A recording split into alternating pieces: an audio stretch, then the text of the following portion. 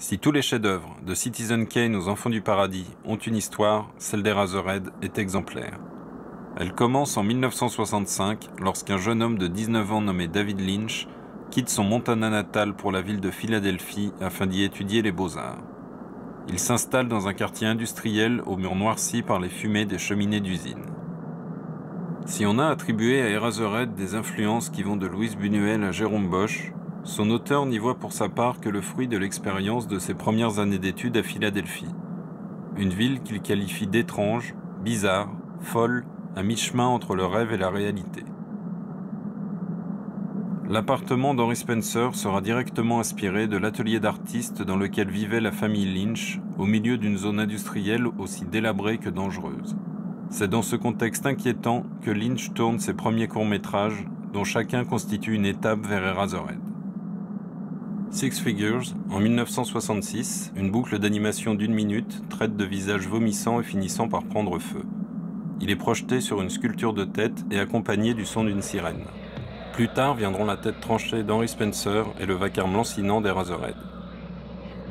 The Grandmother, en 1969, tourné grâce à une bourse de $7200 de l'American Film Institute, raconte comment un jeune garçon, rejeté par sa famille, plante une graine dans son grenier, graine qui donnera naissance à une grand-mère idéale, une dame dans le radiateur avant la lettre.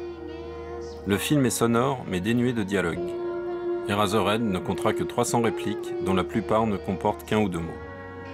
En 1970, Lynch, qui a quitté Philadelphie pour Los Angeles avec sa femme Peggy et leur fille Jennifer, future réalisatrice de Boxing Helena, soumet à l'American Film Institute un scénario intitulé Garden Back. Le scénario est refusé, mais l'image qui a inspiré Lynch, une vision d'horreur, dans laquelle il s'imaginait une usine où l'on recycle des cerveaux humains en gomme à crayon, deviendra le point de départ d'Eraserhead. 2 ans après le rejet de Garden Back, l'American Film Institute accepte de financer un scénario revu et corrigé qui porte le titre d'Eraserhead. Mais sa durée ne devra pas dépasser 42 minutes. Lynch accepte et prévoit un tournage de 6 semaines qui débute le 29 mai 1972. 6 semaines qui deviendront 5 années. L'équipe n'excédera jamais une dizaine de personnes, les 5 comédiens compris.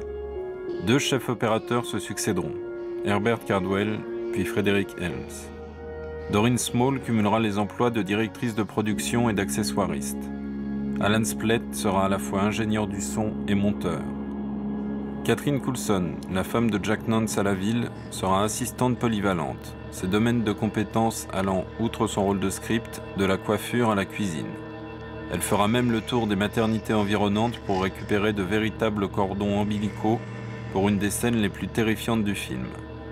Quant à David Lynch, outre la mise en scène, il pallie à tout, du décor aux effets spéciaux. Devant tant d'abnégation, l'American Film Institute, malgré ses doutes quant au scénario, se montre bienveillant. Il fournit gratuitement à Lynch un bâtiment de 3 pièces qu'il transforme en studio. Plateau de tournage, bureau, studio d'enregistrement, où il tournera tous les intérieurs d'Eraserhead. Plus encore, il est libre de gérer son budget comme il l'entend, un luxe qu'il ne connaîtra plus jamais par la suite, et se voit gracieusement approvisionné en pellicules et en matériel. À son script original qui ne compte qu'une 20aine de pages, Lynch ajoute sans cesse de nouvelles idées, et la durée du tournage ne cesse de s'allonger. Au printemps 1973, les responsables de l'American Film Institute commencent à se montrer inquiets, puis paniqués lorsque Lynch consent à leur montrer une scène du film, celle du dîner chez les beaux-parents. Après s'être fait traiter de fou par un des producteurs, Lynch décide de ne plus rien présenter avant que le montage définitif ne soit terminé. C'est alors que l'American Film Institute décide d'arrêter les frais. Privé de ses subsides, Lynch devra interrompre le tournage en permanence pour trouver de nouvelles sources de financement. Il ira jusqu'à vendre le Wall Street Journal la nuit pour pouvoir tourner dans la journée. Au prix de nombreux sacrifices, avec l'aide de quelques parents et amis, et un sérieux coup de pouce de George Stevens Jr., qui intervient en sa faveur auprès des labos, le tournage reprend véritablement en mai 1974 et se termine au début de l'année 1975.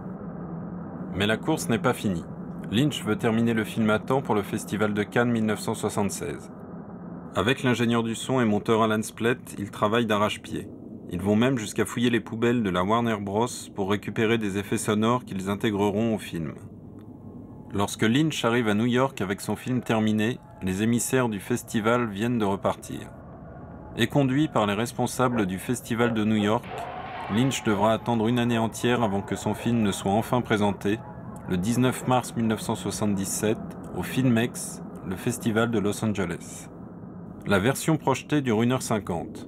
Quelques-uns crient au génie, mais la plupart des critiques sont hostiles. Lynch accepte de couper 20 minutes de son film, puis il réussit à convaincre un distributeur indépendant, spécialiste du cinéma underground, qui présente le film dans 2 salles new-yorkaises, d'abord au Village, puis au Waverly. Le film y restera à l'affiche durant 4 ans, servant de tremplin à des séances de minuit à travers tout le pays. Un badge commence à apparaître au revers des initiés. Son texte, « I saw it », je l'ai vu. Ce n'est qu'en 1980 que le film arrive en France, sous le titre Tête à effacer, tout d'abord à Avoriaz, où il gagne l'Antenne d'Or, puis dans 2 salles parisiennes, La Clé et L'Entrepôt. La même année, le second long métrage de Lynch arrive sur les écrans, Elephant Man. Eraserhead, Tête à effacer, devient alors Eraserhead, Labyrinth Man. Mais qu'importe l'opportunisme des distributeurs, le film est devenu culte. Stanley Kubrick déclare après l'avoir vu que c'est là le seul film qu'il aurait voulu réaliser. Entre le rejet du scénario de Gardenbach et la consécration de La part du maître en 1980, il aura fallu 10 ans d'efforts à David Lynch pour gagner son pari. Mais l'histoire d'Eraserhead ne s'arrête pas là. En 1994, David Lynch présente au public une nouvelle version de son chef-d'œuvre, avec un nouveau montage et une bande-son entièrement retravaillée et remixée en Dolby. S'agit-il là d'un point final ou simplement d'une nouvelle étape dans l'aventure de ce film mythique ? Seul l'avenir et le perfectionnisme de David Lynch en décideront.